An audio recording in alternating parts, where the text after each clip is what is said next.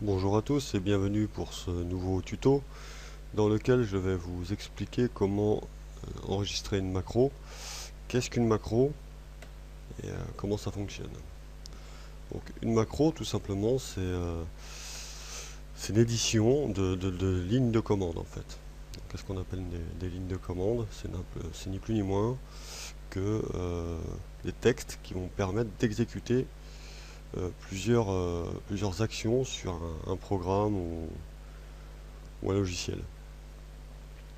Donc là, on est sur Excel. Donc on a dans l'onglet développeur cette barre d'outils. Et dans cette barre d'outils, on va voir qu'il y a plusieurs choses. On voit ici un petit bouton où il y a marqué Visual Basic, un autre à côté où il y a marqué macro. Et ici, on a enregistré une macro, utiliser les références relatives et sécurité des macros. Alors, pour pouvoir utiliser les macros, il faut aller dans sécurité des macros et les laisser actives. Si je vais dessus, on voit que ici on a les paramètres. Donc on a activé toutes les macros. Bon, c'est non recommandé parce qu'on peut intégrer des virus par le biais d'une macro, mais si c'est des macros qui sont faites par votre propre chef, il n'y aura pas de souci. Comment ça marche? Donc, sans avoir de notion de programmeur, on peut intégrer des petites lignes de commande qui vont nous faciliter la vie et créer des petits fichiers Excel un peu plus intuitifs.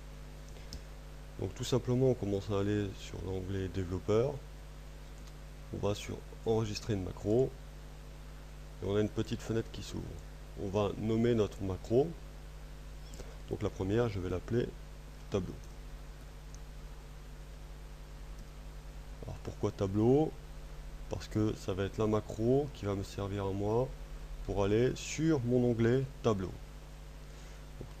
Je ne suis pas chronométré pour enregistrer mes macros, ça prend uniquement en compte les actions que je fais, mais non pas le temps que je mets à les faire. Donc, pas besoin de stresser.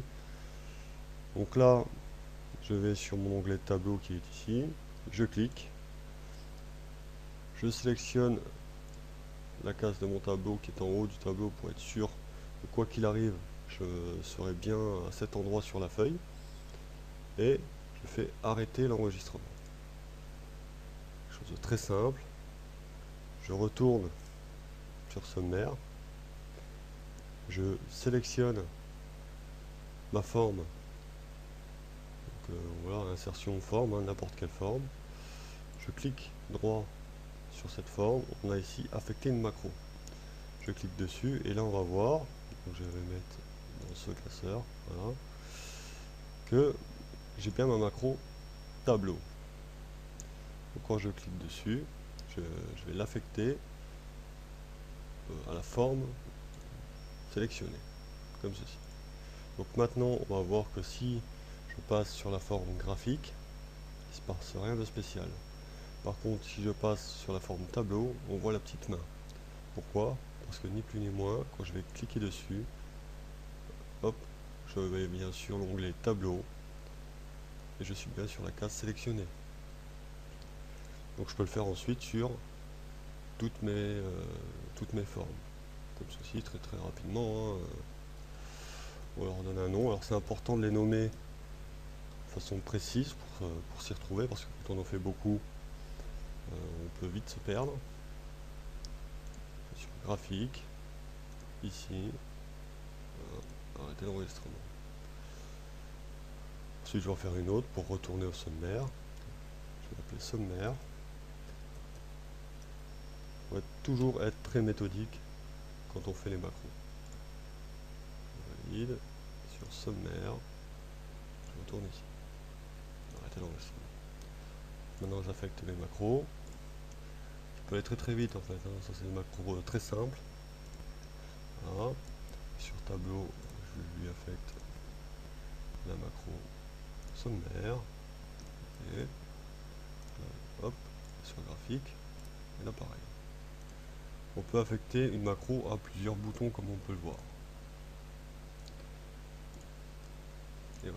Ce qui fait que maintenant, je vais sur tableau, j'ai mon petit tableau, retour sommaire, je vais sur mon trafic, et ainsi de suite. Voilà. Ce tuto est maintenant terminé, je vous remercie de l'avoir écouté, et je vous dis à bientôt.